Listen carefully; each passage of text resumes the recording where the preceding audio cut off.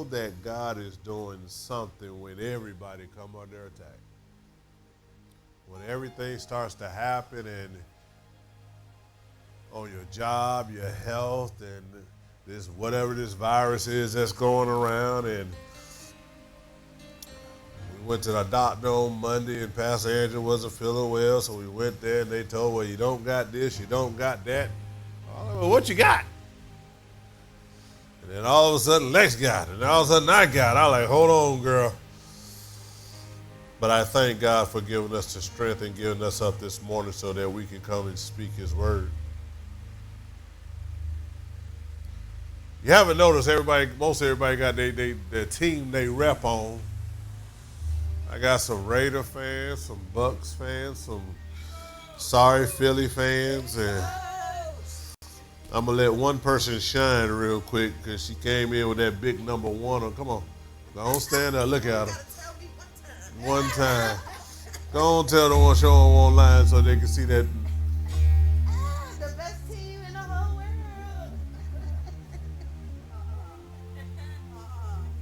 They corrupted their own child. I tried to give Elijah a Buccaneers shirt, and Grandma said, oh, no, we don't do that here. Oh, man, Cleve, man, go on take a seat, bro, because I know you're not feeling well, but I thank you, bro. I don't want you to fall over on that bench. I can't pick you up, I ain't going to lie to you. So for the last couple of weeks, we've been talking on 1 Kings chapter 17, and we're going to finish it up today. And today, we're going to talk about the Elijah Bowl and talk about the drought. And it's amazing how when I thought about today and I thought about how the Buccaneers and the Phillies or after the Eagles are going to play each other today, I said, well, you know what, let's have some fun. Let's do some things. And it's amazing because when you think about the stadium life, and if you've been out there to the stadium with me, it's amazing. It's beautiful. It's like you get all these people in the stadium and the lights come on, the blazing, the candles are going. And I'm pretty sure right now there's about maybe 70,000 people out there in the stadium getting ready for the game to start at 1 o'clock. And it always amazes me how we celebrate and how we do when the two teams come together and they line up against each other. And it's amazing how exciting people are. They get so excited. They come out with their green on. They come out with their red on. Some of them got their face painted. You got a little pirate walking around, and then probably got a couple of eagles walking around. And I'm like, man, to see that many people excited before the game even starts is amazing.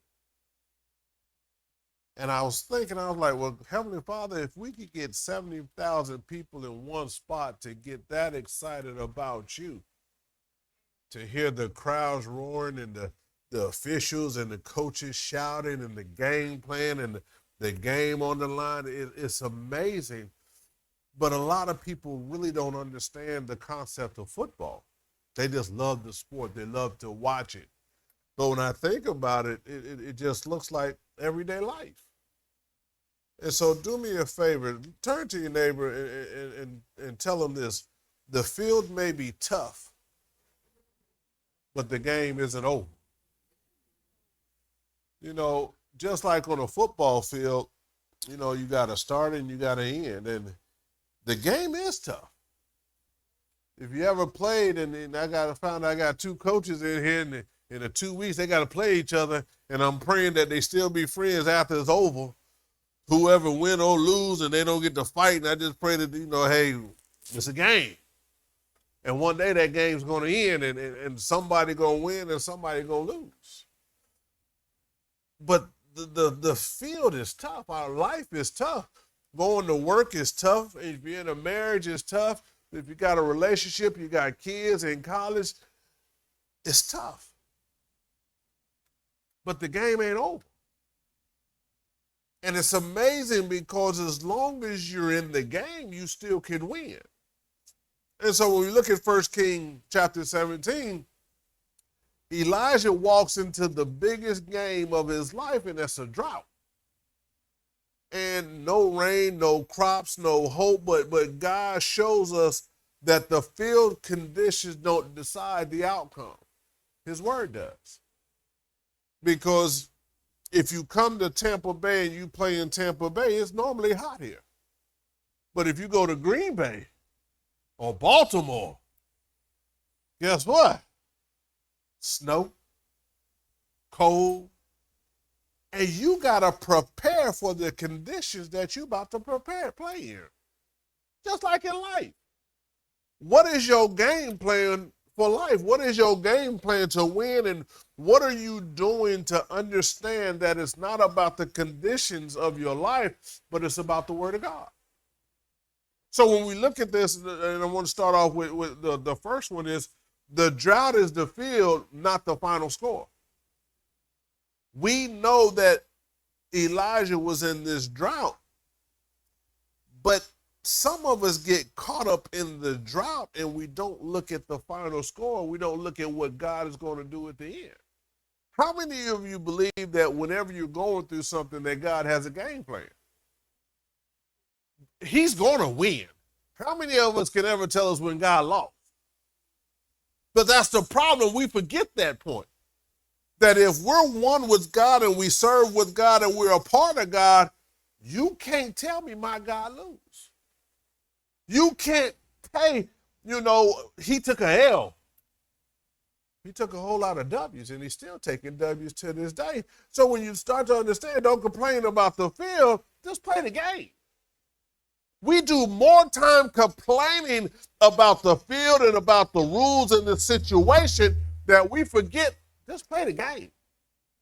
Some of us, we know the rules of football. Guess what? There's 4 quarters.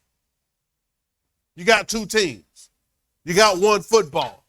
Whoever scores the most at the end of the game wins the game. So we know the games. We know the rules. You serve God. You got 1 God. You got 1 life. You got 2 choices, either heaven or hell. The rules are either you serve God or you go to hell. That's simple. But we get caught up in the day-to-day hoopla and the day-to-day life that we start to look at the droughts. We start to look at the pain. We start to look at the hurt. We start to look at this person don't like me or that person don't like this. And we get caught up in the flags, the penalties that we take the eye off the prize. So when you start to look at this, Elijah said they have, as the Lord, the God of Israel lives, there shall be neither dew nor rain these years except by my word. So when you look at that, the drought wasn't punishment, it was a positioning. The harder the field, the greater the glory. How many of y'all like an underdog? I like an underdog. Today the Buccaneers going in as an underdog. So by the grace of God, when they win, it's going to be the greater the glory. Everybody expects Philly to whoop them. So if they win, we knew it was going to happen. But if the Bucks win, oh my God. There was upsets yesterday in the college grades, and it messed the whole ranking system up. And now it's like, oh my God, what are we going to do? Alabama losing and Georgia lost and Georgia might come back and all this. Who cares? You have to understand that you can't win unless you play the game. You can't win unless you're on the field. But I learned something about the Super Bowl that I kind of had an idea. If you're on the field and you playing, you get a ring. If you own the team and you never touch the field, guess what? You still get a ring. It doesn't matter because I'm on the team. If you're on God's team, guess what? You still get to win. When God wins, you win. Now, here's the amazing part about that team, that if your brother and sister's on the team with you, if they win, guess what? You win. So there's no way you should be attacking your brother and sister because we're on the same team. How does that look? We serve God, but we don't like each other. We talk about each other, and that's craziness. But we're on the same team, but you cut your teammate's throat. Yesterday I was watching YouTube and this clip, and there was a little Pee Wee League playing. They had to be like 12, 13 years old, and this little boy broke one. Oh my God, he broke one. When I told him he broke one, and hit the sideline, and as he was running down the sidelines, one of the little kids that wasn't playing in the game came off the sidelines and tackled him. Everybody like, wait a minute. And the little boy didn't understand. Wait, he's not on my team. He's running with the ball going the other way. So the coach said, tackle the person with the ball. But he forgot you got to be in the game to tackle him. How can you make a move if you ain't in the game? Some of us need to say, God, put me in. Coach, put me in. But the little boy stood there, and when I tell you that little boy was jumping up and down like, I did it, yes. Mama, look.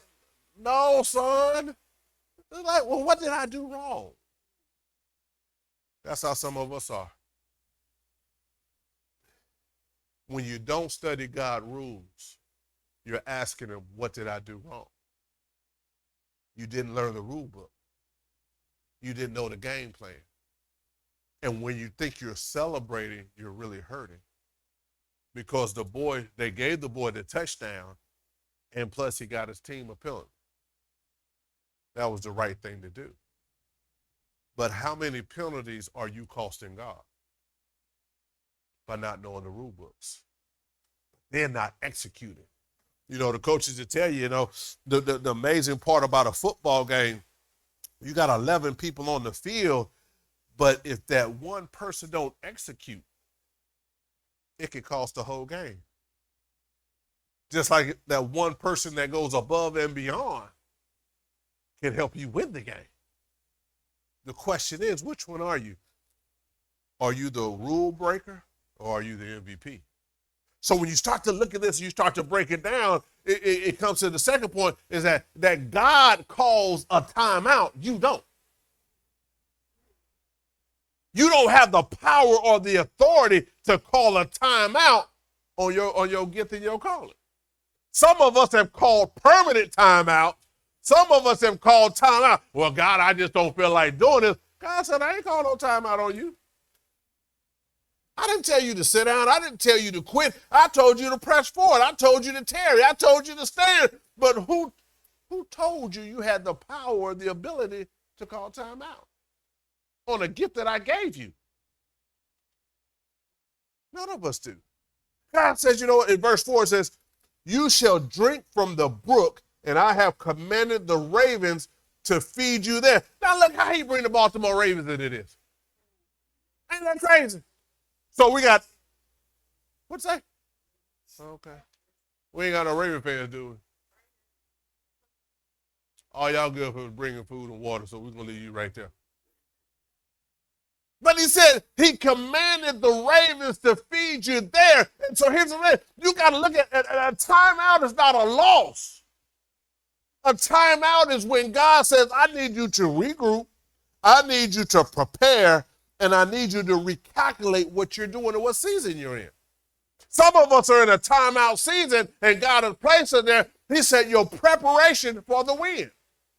But you feel like your timeout, it gives you the right and the authority to be like, well, I ain't got to do nothing. I ain't got to read. I ain't got to study. I ain't got to pray. I ain't got to serve. And that ain't what God's saying. I need you to recalculate because it's amazing. Before every great game, the coaches all week, they're prepared for the day, and they're going into the game with a game plan. But then what happens when that ball is kicked? What happens when somebody smack you in the mouth? The game plan got to change. Some of us are operating on game plans that we learned when we were kids. God said, how many times you got to get smacked in the mouth before you look at the new game plan? I've shown you and told you that there's a new way to do it, and you have the tools, you have the ability. I asked the coach, I told him he wasn't even a real football coach. I called him over there. I said, hey, man, you got football in your car? He said, no, I don't have one. You ain't no real coach. You got football in your car? You ain't no real coach either. A coach always got their tools. They always prepared. You got a whistle? See, he got a whistle, but he ain't got no football. You can't score with a whistle, can you? Anybody? There's only one person I ever seen score with a whistle. That's Dexter. He'll march down the field and blow that whistle. But you got to be prepared. So because a football in my hands right now is just a football. But a football in Tom Brady's hand. No. Actually, it ain't just a football because if he signed it, that football worth what? Millions. The football in Derrick Henry's hand is what? Millions. Because they know what to do with the tool that God has placed in their life. What tool has he placed in your life that can get you millions? That can take you to where God wants you to be? So when you start to look at this and you look at it, you shall drink from the brook and I have commanded the ravens to feed you there. What are you preparing for? Here's reality. Some of us may feel like we've been benched. Some of us may feel like God has benched us and you think he forgot about you because life is not going the way you thought it was going to go. Your job or your career didn't go the way you thought it was going to go. Your finances not where you want it to be. Your relationship is nowhere how you dreamed it would be. And so you might think that the coach has forgotten about you, but he hasn't. He's saving you for the right time, that he is molding you and shaping you and preparing you to put you in the game. But here's the amazing part about being put in the game. If you're not ready when he calls on you, don't blame the coach. Don't blame the coach because you waited too long. He called you when he needed you. Your job while he got you hidden and while he's protecting you, while you're healing on the sideline, because some of us are healing internally from hurt and pain in our lives, and God says, I can't put you back in the game because you're still dealing with the hurt. Because if I put you in the game, guess what? There's something called I can hurt you worse than what you was already hurt. You can re-injure the injury that took you out in the first place. Some people say, well, Pastor, I want a relationship. Well, have you healed from the relationship that you lost? Have you healed from the pain of what that person did to you? You're saying, well, I'm ready to go in, but coach is saying, no, you're not. The coach knows you better than you do. Because the coach's job is to prepare you, is to study, is to watch your habits and understand that when I put you in the game, I know you're ready. But you haven't healed just yet. Look at the Steelers, always late to the game. That's what I mean. They late, they hurt. Coach said come in, the coach said get on time. You late for the game. Now we just got another penalty. So when God had you in that timeout and he has you on the bench, it's not punishment. He's saying, are you studying the playbook? Are you preparing yourself? Are you ready so that when I put you in the game, that you shine? It was amazing. Like me and my wife, we were both married before. And both of us have said we never thought we would ever get married again. Because of the pain and the hurt, the devastation, the brokenness. Some I called, some I received. Some she called, some she received. But it's something about when God puts you in the game and when God ordains it, when God gives you the go-ahead. Baby, it's everlasting. We about to celebrate almost 24 years. We about to celebrate. God, I thank you for putting me in the game at the time you did. Matter of fact, she be thanking God all the time that God called her number and said, go get that man.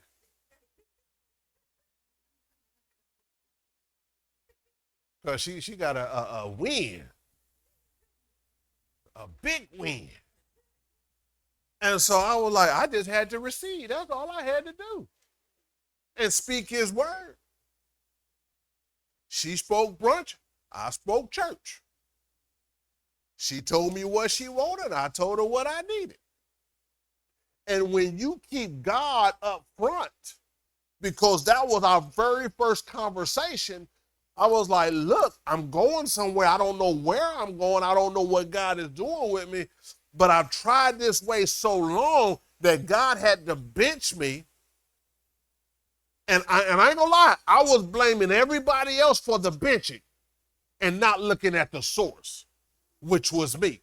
But it was everybody else's fault because I got benched. It was everybody else's fault that my marriage, it was everybody that my career, it was everybody else's fault that all hell was breaking loose in my life and I wasn't looking at the penalties that I was causing. Thank you for being with us today. Elevation Lifestyle. It's center where faith and family grow together. See you soon. And remember, we're always lifting you higher. Elevation Life Center where faith you. Elevation Life.